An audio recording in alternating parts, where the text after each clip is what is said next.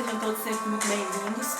Bom, a gente estava falando a respeito de cidade de Deus, cidade dos homens, e a gente precisa trazer elementos novos para essa conversa. Então vamos continuar falando mais de filosofia, vamos continuar falando mais desse representante de Deus e somar elementos a essa cidade de Deus e cidade dos homens. Só para a gente voltar, a gente falou inicialmente que cidade de Deus era aquela busca pelo espiritual, pela paz espiritual, e enquanto a cidade dos homens, Babilônia, é essa busca pela satisfação terrena, pela felicidade terrena. Bom, os dois, na verdade, têm como essa busca pela felicidade, mas trabalham meios diferentes para alcançarem esta felicidade. Então agora nós precisamos continuar falando sobre essa questão do poder divino de governar. Bom, o poder divino de governar, ele está relacionado a um representante. Esse representante, o governante, ele é, na verdade, um representante de Deus. Bom, então eu vou ter esse governante, que ele é o representante de Deus. Ele deve trabalhar para que o meio social do qual ele faz parte, ele consiga atingir todos aqueles ideais que Platão nos apresenta sobre polis e governo ideal. Então, essa discussão, ela delonga-se ainda, porque nós trazemos todos esses elementos de política, cidade de Deus, cidade dos homens, dessa concepção de polis e de governo ideal de Platão, e nós retomamos alguns desses aspectos agora. Bom, então eu tenho que trabalhar, tenho que ter medidas para que eu alcance o bem-estar social, para que eu alcance o bem comum e que eu tenha justiça. Ok. Para isso, eu preciso ter um representante, preciso ter um governante, que esse governante, na verdade, é um representante de Deus, e ele quem vai cuidar de toda esta organização. Dentro desse aspecto de governante, nós temos o que nós chamamos de hierarquia social. Essa hierarquia social é o que vai nos ajudar na manutenção dessa organização. Porque nós já falamos anteriormente que eu tenho um governo ideal, que ele deve atender às necessidades para que a gente já chegue a uma polis ideal. Para isso eu vou ter alma racional, alma irracível e alma concupiscível. E eu devo manter essa hierarquia se eu quiser uma boa organização social. Então, hierarquias em sociedade, elas são necessárias, em certa medida, para que haja uma certa organização social. Por quê? Se nós, ao longo dos anos, nos desenvolvemos tanto enquanto sociedade, significa que o nosso quantitativo de pessoas ele também aumentou. Então, se esse quantitativo de pessoas aumenta, não dá para todo mundo ficar manifestando. Aí nós voltamos um pouquinho à questão do pacto social, do Hobbes e do Locke. Eles falam que, em determinado momento, a sociedade ela se desenvolve tanto, ela avança tanto, que agora nós temos que abrir mão de uma parcela dos nossos direitos, que seria o nosso direito à liberdade, para que alguém escolhido por nós possa agir em nosso nome. E se nós transferirmos um pouco dessa nossa liberdade para essa pessoa que vai nos representar, nós devemos atender às determinações que essa pessoa está fazendo, até porque ela está agindo em nosso nome. Nós concordamos que haveria alguém que nos representaria, porque não dá mais para todo mundo manifestar. Porque enquanto é uma organização social pequena, todo mundo consegue, querendo, é claro, consegue manifestar sua opinião, que é o processo político de essência, que a gente já falou também. Mas, quando eu não sou mais uma sociedade pequena, quando eu já expandi consideravelmente, eu preciso trabalhar essa organização. E o meio de trabalhar isso é tendo um representante, e esse representante, ele surge do pacto social. Bom, então eu já tenho o meu representante que vai me ajudar nesse processo de organização enquanto sociedade, e ele vai satisfazer as necessidades do meio social, ele vai trabalhar em prol dessa sociedade, desse meio social. Mas antes da chegada desse pacto social, de todas essas ideias, o que nós tínhamos era a figura do príncipe, a figura dos monarcas. E a sociedade, ela acreditava que esse príncipe, ele tinha um direito divino de governar. Porque quem estava no poder tinha uma sucessão hereditária.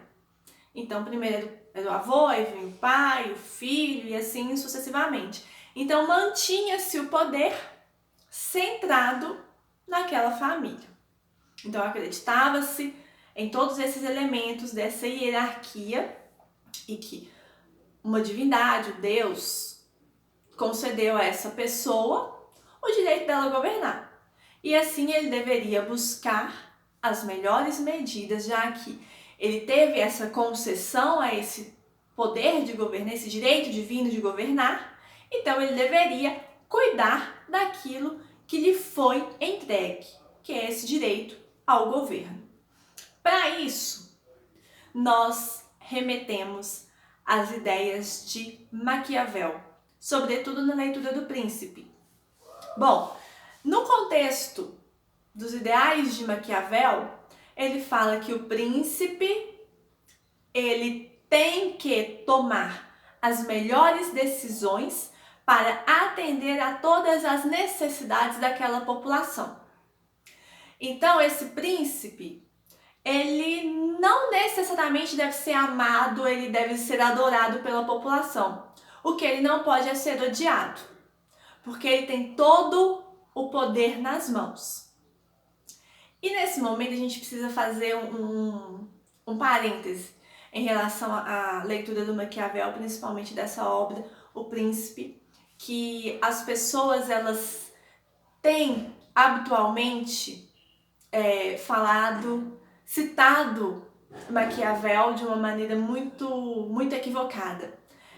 Diante da leitura dessa obra, elas citam Maquiavel falando: o poder corrompe. Porém, em nenhum momento Maquiavel falou isso.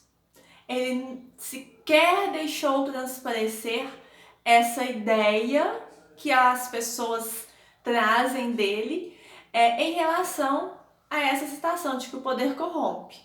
Isso, todo esse equívoco, essa ideia que as pessoas têm de associar Maquiavel com poder e corrupção, é senso comum, que a gente traz lá da sociologia. A gente precisa rever e tratar Maquiavel com um olhar mais crítico. Então vamos fazer isso agora. Então, Maquiavel fala que esse príncipe, ele tem o poder, então ele detém toda a organização, todo o poder daquele meio social, e ele deve sim tomar as melhores medidas. E quais são as melhores medidas? São aquelas que vão agradar todo mundo? Não, porque não tem como agradar e satisfazer todo mundo.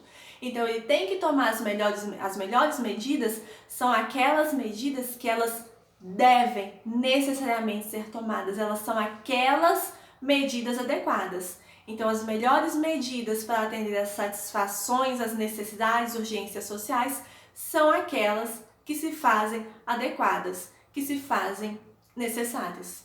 Vai agradar a todos? Não, mas é isso que deve ser feito. Por quê? Eu tomando as medidas que devem ser feitas, as medidas adequadas, eu vou estar cuidando e honrando esse meu direito divino de governar. Eu estou fazendo aquilo que deve ser feito para a manutenção social. Então, as melhores medidas não são aquelas que vão satisfazer a população, mas são aquelas que vão cuidar daquilo que de fato é necessário, que de fato é relevante. Diante disso, já que nem todo mundo vai gostar, nem todo mundo vai concordar com essas decisões tomadas pelo príncipe, ele só não pode ser odiado. Amado, ele não precisa, porque ele tem que tomar as decisões, sempre. Então, se ele pesar as decisões dele somente naquilo que vai agradar, ele pode até ser amado. Mas a questão da organização, do poder, das necessidades sociais para se chegar à felicidade, ela não vai acontecer. Então, ele não vai ser um bom governante. Então, o que a gente tem que aprender é que não importa quem é o príncipe, isso não é relevante. O que é relevante é o que esse príncipe vai fazer, como ele vai fazer. Então, quem é o governante, quem é o representante de Deus, não importa. O que é importante é o que essa pessoa, o que esse príncipe está fazendo. Quais as decisões dele serão relevantes, serão necessárias para a manutenção do bem comum. Então, eu não preciso ser amado. Eu não posso ser odiado, porque outras pessoas vão vir depois de mim. Então, isso sempre vai acontecer. Então, essa sucessão, ela vai acontecer. Então, por isso que não importa quem o faça, e sim como o faz, para que atenda os ideais de bem comum e de justiça, mantendo toda a questão de poder e organização.